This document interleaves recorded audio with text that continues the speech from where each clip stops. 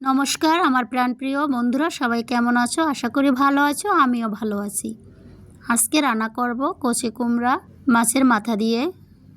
তোমাদেরও দারুণ লাগবে, এভাবে একবার বাসায় ট্রাই করো, দেখবে অনেক ভালো লাগে। মাছের মাথা দিয়ে আজকে কচি কুমড়াটা রান্না করার জন্য মাছের মাথাটা প্রথমে ভেজে নিয়েছি।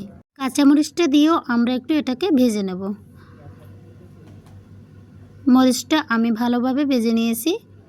হলুদের গুঁড়ো দিয়ে দিলাম, হলুদ, কাঁচামরিচ মাথা, অল্প পরিমাণ জল দিয়ে এটাকে একটু নেড়েচেড়ে ভেঙে দেব। এভাবে রান্না করলে কুমড়ার টেস্টটা দ্বিগুণ হয়। মাছের মাথাটাকে আমি ছোট ছোট করে ভেঙে দিয়েছি। ভেঙে দেওয়ার পরে এর সাথে আমি আরও কিছুটা পরিমাণ জল অ্যাড করে দেব। সবজিতে যতটুকু জল দেব সেটা এখন দিয়ে ভালো করে ফুটিয়ে নেব। আমি গরম জলটা অ্যাড করে দিয়েছি, জলটা ফুটিয়ে নিয়েছি। এখন কচি কুমড়োগুলো এর সাথে দিয়ে দেব। আজকের কচি কুমড়াটা অনেক সুন্দর, দেখতেও তরতাজা। আশা করি রান্না করলেও অনেক ভালো লাগবে। কেটে রাখা কচি কুমড়ো আমি সম্পূর্ণ দিয়ে দিয়েছি। এটাকে এখন নেড়েচেড়ে একটু মিশিয়ে দিতে হবে। মশলাটা যাতে কুমড়োর সাথে মিলে যায় সেজন্য নাড়াচাড়া করে মিলিয়ে দিতে হবে। আমার চ্যানেলের সকল বন্ধুদের অসংখ্য ধন্যবাদ ও আন্তরিক ভালোবাসা। আর যারা নতুন বন্ধু আছো, চ্যানেলটি সাবস্ক্রাইব করে নিত্যদিনের মতো বন্ধু হয়ে যেও।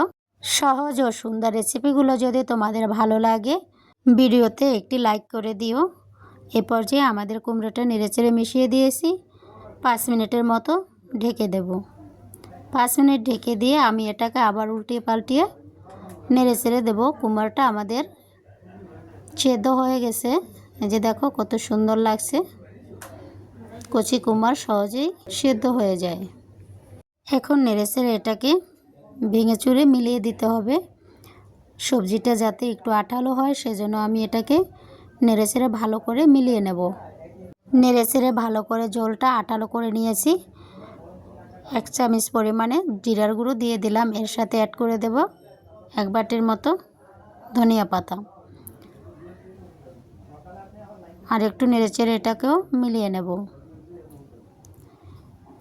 এভাবে অল্প সময়ের ভিতরে যদি এই কুমড়াটা রান্না করা হয়, খেতে কিন্তু দারুণ হয়। এভাবে বাড়িতে রুটির সাথে, গরম ভাতের সাথে এটা দারুণভাবে যায়। সহজেই রান্না করে নিতে পারবে, দেখবে কত ভালো লাগে। সব উপকরণগুলো ভালো করে আমি মিশিয়ে নিয়েছি। এখন নামিয়ে নেব। আজকের এই কচি কুমড়োর রেসিপিটা খুব দারুণ হয়েছে। তোমরাও বাড়িতে বানিয়ে নিতে পারো সহজেই। দেখতে যেমন সুন্দর হয়েছে, খেতেও কিন্তু দারুণ লেগেছে। আজকে এ পর্যন্ত। সবাই ভালো থেকো, সুস্থ থেকো। আবার দেখা হবে অন্য কোনো নতুন রেসিপিতে।